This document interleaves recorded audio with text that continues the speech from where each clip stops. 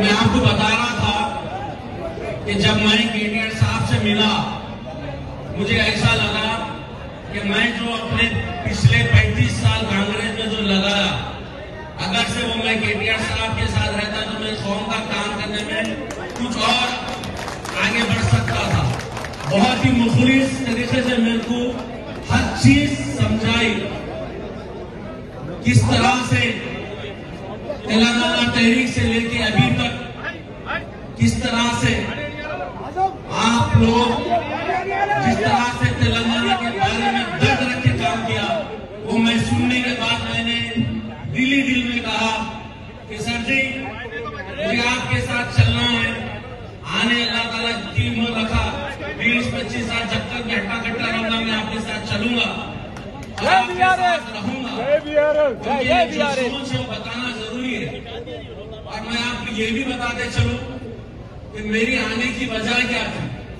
बहुत ही सोचने और फिक्र करने की बात है। यहाँ मेरे बहनें भी हैं, मेरे दोस्त भाई लोग भी बैठे हैं, पूरे तेलंगाना से आए हुए हैं। आप भी जरा मेरी बात पे सोचना जरूर एक बार जाके। मैं हमारे नागेंद्र भाई, हमारे काला बेटे साहब तो कांग्रेस में मेरी शुरुआत थी, मगर वो कांग्रेस बिल्कुल अलग थी।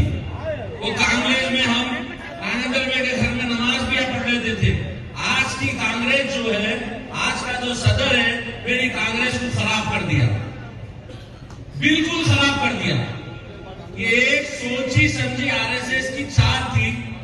जिस तरह से बीआरएस यहाँ पे रिस्टॉर्म होकर नेशनल में आना चाह रही थी, आरएसएस चाह रही थी कि बीआरएस को खत्म करने, एक तो बंडी संजय को और इधर पूरे बीजेपी वालों को इधर हंगामा करने के लिए भिजाया, और साथ ही साथ एक आरएसएस एजेंट को कांग्रेस ने प्लान किया, बहुत ही अच्छी तरीके से प्लान किया।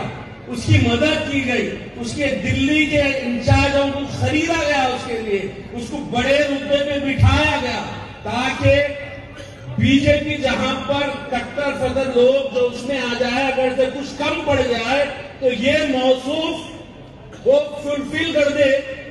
यहां से कांग्रेस से जो लोग जुड़ जाएंगे, जिसको टिकट मिलेंगी, जो जीत जाएंगे, उनको लेके बीजेपी में जाने के लिए एक सोची समझी बहुत पुरानी एक साजिश थी, जो कांग्रेस को बर्बाद कर दी।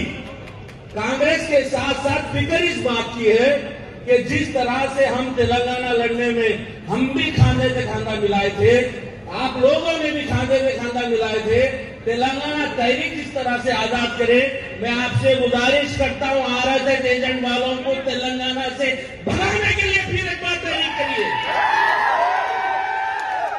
इस बार इलेक्शन में यह मत सोचिए कि क्या मिला क्या नहीं मिला।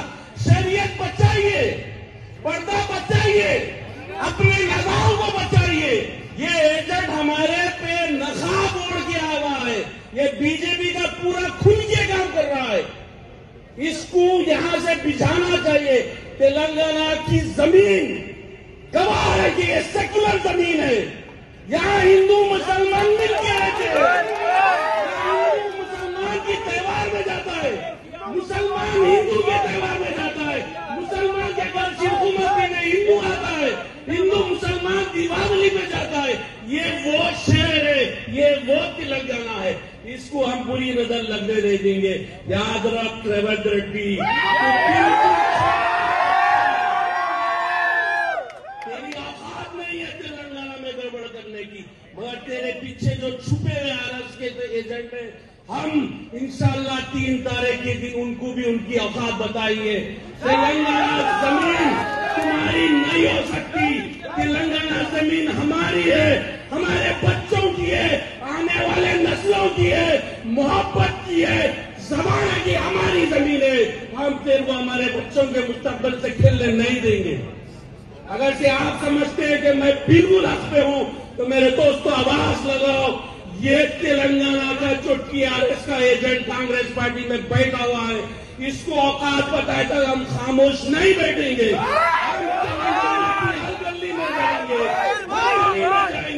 हम बताएंगे इन्हें किस तरह से हमारी जमीन को खोखला करना चाह रहा है।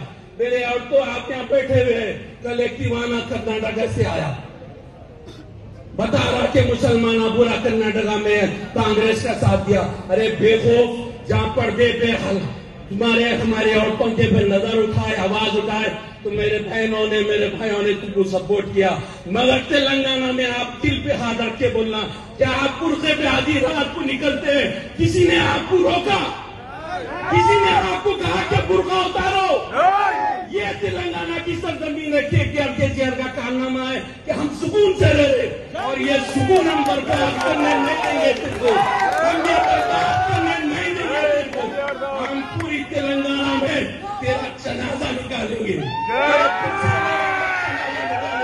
हम तेरे को बर्बाद करे तक घर वापस नहीं आएंगे, तेरे पीछे के लोगों को बेतनाब करे तक हम घर वापस नहीं आएंगे। मेरे दोस्तों, मैं बहुत बोलना चाह रहा हूँ, मगर साहब बहुत देर से यहाँ आप लोग जमा है, मगर मेरे को तकलीफ बहुत है। इतनी तकलीफ है कि आप जानिए,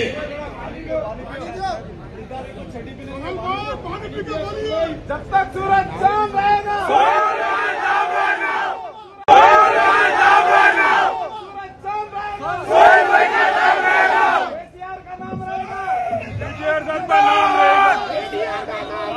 का नाम रहेगा। हमारे और से गुजारिश करता हूं कि आप अपने बच्चों के आने वाला मुस्तकबिल और हमारे भाइयां जो यहाँ बैठे हुए हैं, असा जो हम मस्जिदों में सुन के नमाज को जाते हैं, क्या हमारे बच्चे आने वाले दिनों में तुम देखेंगे हिंदुस्तान के दूसरे स्टेटों में अजान गायब हो जाएंगी?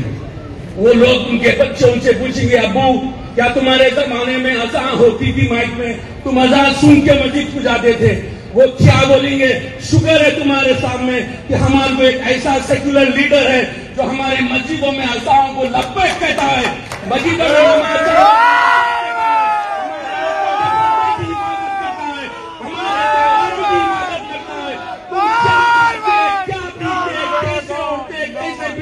तुमसे नहीं पूछा जाता। ऐसी क़यादत तुम्हारे सामने मौजूद है। खुदारा तुम बहकावे में मत आओ, इनके कामों में मत आओ। वो घर मिला या नहीं मिला, वो चीज मिली, तुमको किसी चीज की जरूरत नहीं है। तुमको तुम्हारी अल्लाह ने जो शरीयत दी है वो तुमको मिल गई, वो तुम्हारी सलामत रही, वो तुम्हारे साथ रही।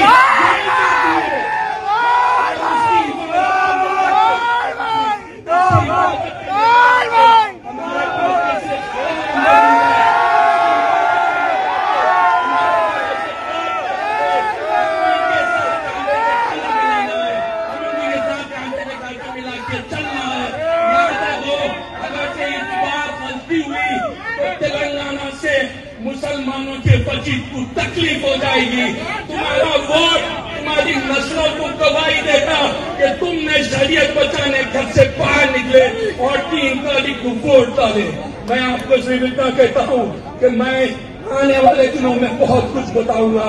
35 साल से जख्म है, आवाज है, चीख है।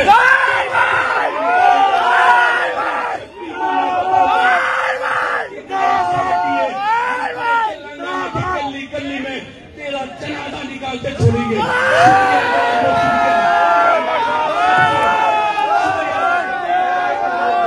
अपनी पार्टी ने बुलाया इज्जत दी।